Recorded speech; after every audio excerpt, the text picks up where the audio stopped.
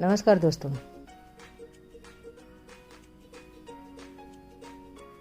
हमें योग के साथ अपना रूटीन बहुत ठीक रखना होता है, तभी सारी बात बनती है। नहीं तो सुबह का योग फिर करना मुश्किल हो जाता है। अगर हम लेट उठते हैं तो बात बनती नहीं, तो इसलिए हमें सुबह जल्दी उठना पड़ेगा। सुबह का 3-4 का टाइम ठीक है। मैं 3, साढ़े 3, 4 बजे तक उठती हूँ। आप अपने हिसाब से डिसाइड कर सकते हैं, अपने कामों के हिसाब से, अपने जॉब के हिसाब से, या जैसे भी आपकी ज़रूरत हो उन कामों के हिसाब से आप डिसाइड कर सकते हैं सोने जागने का टाइम। लेकिन अगर सही मायने में टाइम पूछें सोने जागने का, तो मैं कहूँगी 10 बजे रात को मैक्सिमम सो जाना चाहिए। ज़्यादा आप 11 कर सकते हैं, वैसे 10 ज़्यादा ठीक है। नहीं तो 10 और 11 के बीच में तो सो ही जाएं, क्योंकि जैसे जैसे आप लेट करते जाएंगे, अगर आप 11 बजे तक भी लेट करते हैं 1 घंटा, तो आपके उतना सुबह उठने का टाइम लेट हो जाएगा। तो अगर आपको 6 घंटे की नींद चाहिए और 10 बजे आप लेटते हैं, तो 4 बजे उठने का ठीक टाइम हो जाता है। और अगर 3 बजे उठना है तो 9 बजे सोना ठीक है।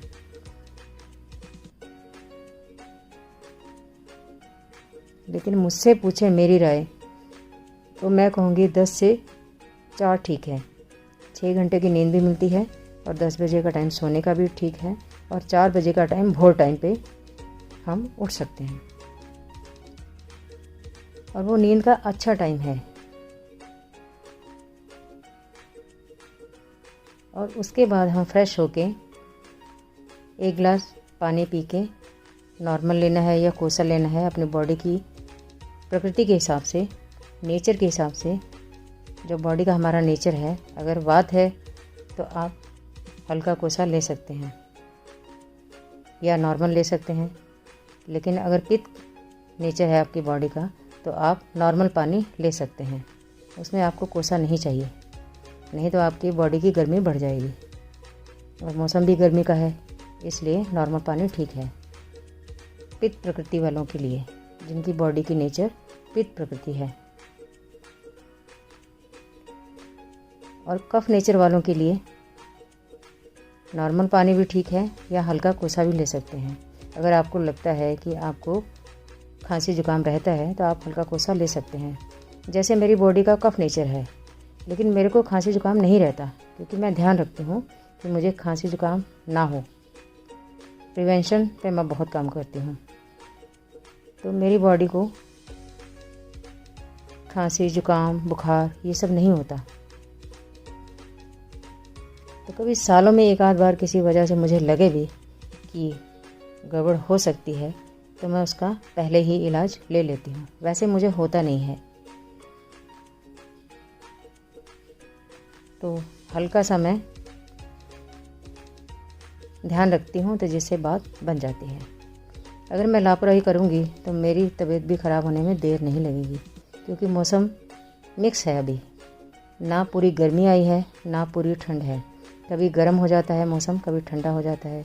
कभी बारिश आती है तो ठंडा हो जाता है, कभी बारिश नहीं आती है तो गर्मी हो जाती है, या बारिश के एकदम बाद गर्मी हो जाती है।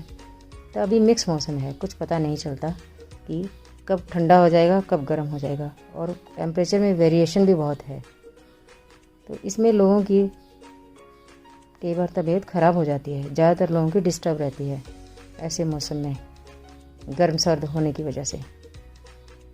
तो बॉडी इतने कम ज़्यादा टेम्परेचर के वेरिएशन को संभाल नहीं पाती। अगर आपकी इम्यूनिटी वीक है, तो वो फिर वेरिएशन को संभाल नहीं पाएगी, आपके टेम्परेचर के वेरिएशन को। तो इसलिए हमें ध्यान रखना होता है। जितनी ज़्यादा हमें इन चीज़ों से प्रॉब्लम होती है, कम ज़्यादा टेम्परेचर में बॉडी की दिक्कतें जितनी ज़्यादा बढ़ती हैं, उतना ज़्यादा हमें केयरफुल रहना पड़ता है। जब हम केयरफुल रहना शुरू कर देते हैं, तो फिर बॉडी धीरे धीरे हैबिचुअल हो जाती है, उसको आदत पड़ जाती है सही में रहने की। तो फिर वो जल्दी ख़राब नहीं होती, जल्दी गड़बड़ उसकी तबीयत नहीं होती हमारी बॉडी की। तो मैंने तो यही देखा है कि काफ़ी सालों से मैं अपने शरीर का ध्यान रखती हूँ, तो मुझे खांसी जुकाम बुखार ये सब नहीं होता। लेकिन मैं सिंपल ध्यान ज़रूर रखती हूँ कि मुझे फ्रिज का पानी नहीं पीना, या मुझे रात को दही नहीं खाना, या कुछ भी चीज़ मुझे चिल्ड नहीं खानी, या फिर मुझे बाहर का नहीं खाना। मैं ज़्यादातर घर का ही खाना पसंद करती हूँ और घर का ही हेल्थ के लिए भी ठीक है। हमारी माता भी घर का ही खाना पसंद करती थी। पहले तो बाहर ज़्यादा मिलता भी नहीं था और वैसे भी मेरी माता को घर में ही खाना बना के खाने की आदत थी। वो हम सबको भी खिलाती थी और ख़ुद भी घर का ही खाती थी। उनको बनाने का भी बहुत शौक़ था और हमें भी बना के खिलाती थी और ख़ुद भी वो घर का ही खाती थी। हम बाहर से नहीं खाते थे पहले।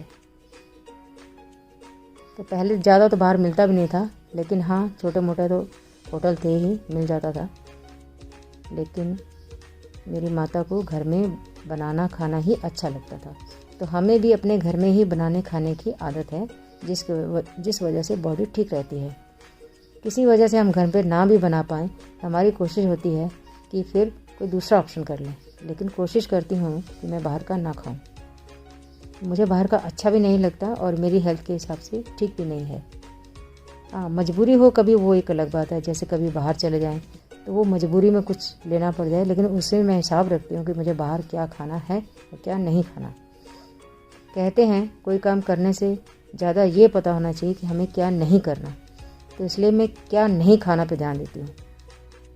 क्या खाना है वो बाद में देखती हूँ, तो उससे मेरी बॉडी ठीक रहती है।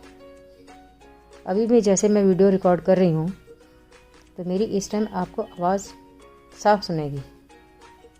आवाज़ मेरी काफ़ी क्लियर आ रही है, जो मुझे समझ आ रहा है सुन के। अब आपको मेरा वीडियो देखने के बाद ही, वीडियो देखने और सुनने के बाद ही समझ आएगा कि आवाज़ क्लियर है कि नहीं, मेरी बात कितनी सही है कि नहीं, कि मेरी आवाज़ इसमें क्लियर है, साफ़ है। सिर्फ इसलिए कि मैं खाने पीने पे ध्यान रखती हूँ। अंधाधुंध घी नहीं खाती, अंधाधुंध ठंडा नहीं खाती, या बिल्कुल ठंडा तो मैं अवॉइड ही करती हूँ, पूरा ही अवॉइड करती हूँ।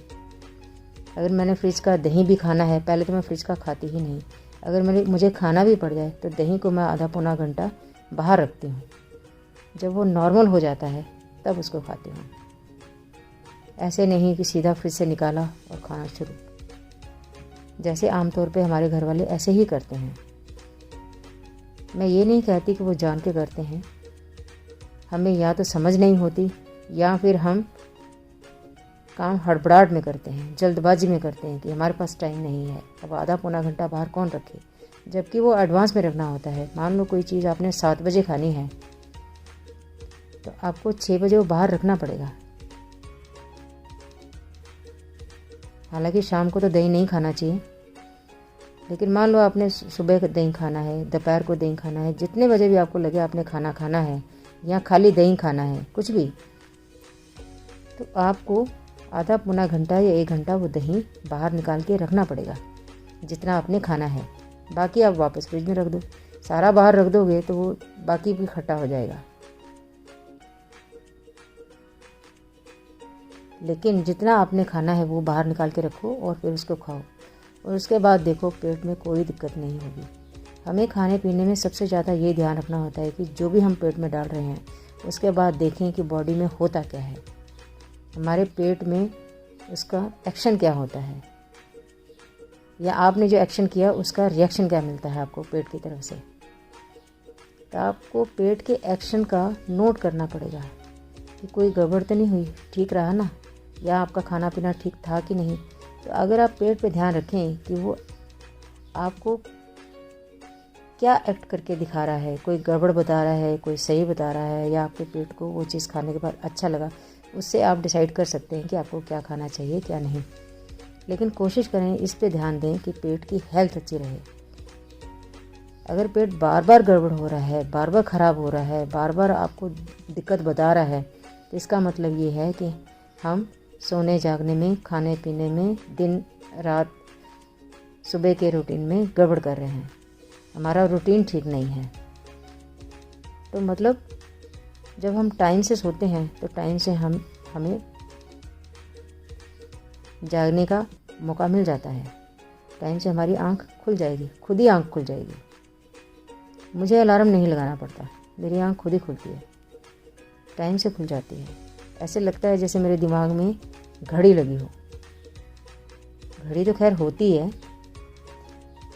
लेकिन कुदरत की घड़ी से हमारे दिमाग की घड़ी या हमारे शरीर की घड़ी हमें मैच करके चलना होता है।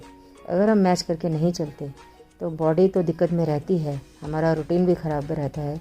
और जब रूटीन ख़राब रहेगा तो हमारी बॉडी में दिक्कतें आएंगी ही। जब दिक्कतें आएंगी तो फिर उसके बाद हम डॉक्टर के पास जाने के सिवाय हमारे पास कोई चारा नहीं रहेगा। तो मैंने तो यही देखा है कि अगर हम अपने डॉक्टर खुद बन जाएं तो मैं ये नहीं कहती कि कोई भी एलोपैथी की दवाई अपने आप ही खानी शुरू कर दो, कोई भी कुछ भी अपने आप ही गड़बड़ करना शुरू कर दो और बाद में पता चला बॉडी में दिक्कतें बढ़ गई। तो जितनी हो सके इन चीज़ों के बारे में नॉलेज रखें, एलोपैथिक दवाइयों के बारे में या बाकी पैथिस की दवाइयों के बारे में। और जितना हो सके डॉक्टर से भी आप इन्वेस्टिगेशन करा सकते हैं अपने तबीयत के बारे में। जितना हो सके खुद भी अवेयर रहें। हर बार तो बंदा डॉक्टर के पास भी नहीं जा सकता और हर बार खुद भी अपने से नहीं करना चाहिए कि खुद ही डिसाइड कर ले, कोई भी दवाई खा ली, कोई भी उठा के सिर्फ पी लिया और बाद में पता चला ये गड़बड़ होगी वो गड़बड़ होगी, क्योंकि हमें पता नहीं था या हम कंफ्यूज थे। तो कोशिश जहाँ तक हो सके कोशिश यही करो कि हर तरह की नॉलेज रखो। डॉक्टर के बारे में भी थोड़ी बहुत समझ होनी चाहिए और जब डॉक्टर के पास जाना पड़े तब आपको जाना भी चाहिए। कब डॉक्टर के पास जाना है, कब नहीं जाना है, कब आपको क्या दवाई खानी है नहीं खानी है, कब आपको सोना है कब आपको नहीं सोना है, कब आपको जागना है कब आपको नहीं जागना है, ये सब हमें पता होना चाहिए। कब आपने क्या खाना है क्या नहीं खाना है, कब खाना खाना चाहिए कब नहीं खाना चाहिए, सब कुछ जब ध्यान में रखेंगे तभी बॉडी अपना काम प्रॉपर कर पाती है। कई लोग बहुत लेट तक जागते हैं, बहुत लेट फिर सुबह उठते हैं, क्योंकि रात को लेट तक जागते रहे, लेट सोए और फिर उठे लेट, तो उसमें भी बॉडी बहुत दिक्कतों में चली जाती है। उसको अपने काम करने में बहुत दिक्कत आती है। हमें लगता है कि हमने सोना है, जैसे एक काम करना है, जबकि ऐसा नहीं होता। हम जब सोने का एक काम करते हैं उसमें बॉडी खुद को रिपेयर करती है। वो हर तरह की हीलिंग करेगी अपने अंदर। अगर हार्ट की प्रॉब्लम है तो हार्ट को रेस्ट देगी, किडनी को रेस्ट देगी, पेट को रेस्ट देगी, बॉडी को रेस्ट देगी। हमारी बॉडी थक जाती है, टांगें दर्द करती हैं या जो बीमारियां हैं, बहुत सारी दिक्कतें होती हैं, बॉडी उसमें खुद को रिपेयर करती है। वो जो हम रेस्टिंग टाइम देते हैं उसको, हमें लगता है ठीक है कोई नहीं बाद में सो जाएंगे, कोई नहीं बाद में उठ जाएंगे, लेकिन हम ये भूल जाते हैं कि बॉडी का काम करना रह गया या वो काम करने में लेट हो रही है। जब तक हम उसको लेटने नहीं देंगे वो कहाँ से लेटेगी। तो हमें बॉडी को टाइम से रेस्ट देना होता है। रेस्ट तो देना ही है, एक तो प्रॉपर रेस्ट देना है, पूरा रेस्ट देना है, दूसरा टाइम से रेस्ट देना है और टाइम से उसको उठाना भी है। ये नहीं कि सोए हैं तो सो ही रहे हैं, जाग रहे हैं तो जाग ही रहे हैं, तो बॉडी फिर अपना काम ठीक से टाइम से नहीं कर पाएगी। फिर सुबह उठ के पेट भी साफ टाइम से नहीं होगा। जब हम टाइम से सोए नहीं, टाइम से उठे नहीं, तो पेट भी टाइम से कहाँ साफ होगा।